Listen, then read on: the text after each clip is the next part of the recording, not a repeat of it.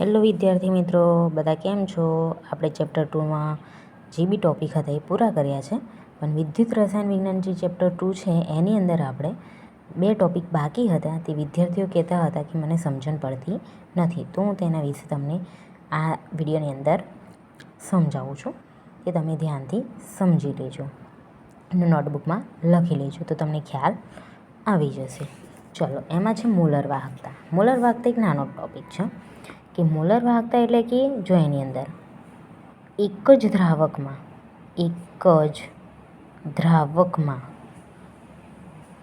જુદા જુદા વિદ્યુત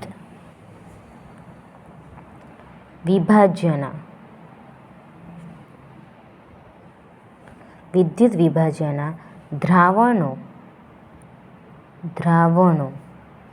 અને આપેલ તાપમાને વાહકતાના મૂલ્યો જુદા પડે છે. જો એક જ દ્રાવક છે બરાબર, એની અંદર જુદા જુદા વિદ્યુત વિભાજ્યના દ્રાવણો, અલગ અલગ વિદ્યુત વિભાજ્યના દ્રાવણો અને આપેલ તાપમાને અને એ જ તાપમાને વાહકતાના મૂલ્યો, વિભાજ્યના દ્રાવણો અને વાહકતાના મૂલ્યો કેવા પડે છે? જુદા પડે છે.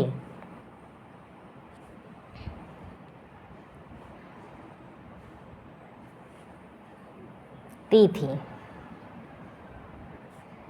વધુ અર્થપૂર્ણ રાશિ એટલે કે એકમ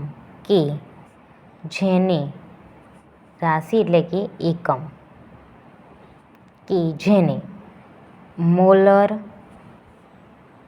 વાહકતા કહેવાય છે, તેને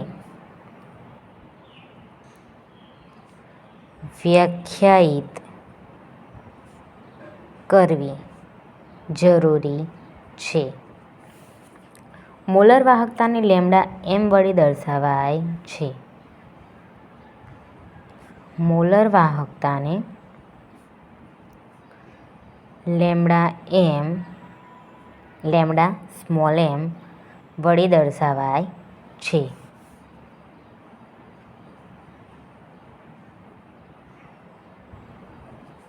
હવે મોલર વાહકતાનું સૂત્ર.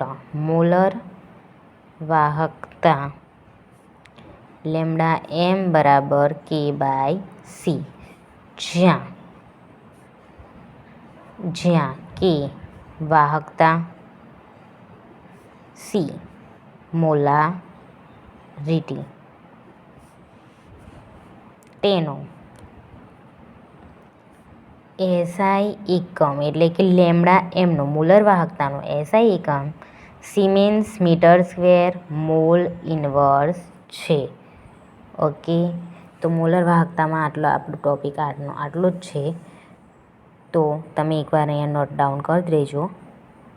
ઓકે, સમજણ ના પડી હોય તો મને મેસેજમાં કોમેન્ટમાં કરજો કે સમજણ નથી પડી, તો હું તમને ફરી સમજાવીશ. અને એની કોઈ ડાઉટ હોય તો મને તમે પૂછી શકો છો કોમેન્ટ બોક્સમાં. ઓકે, થેન્ક યુ મિત્રો.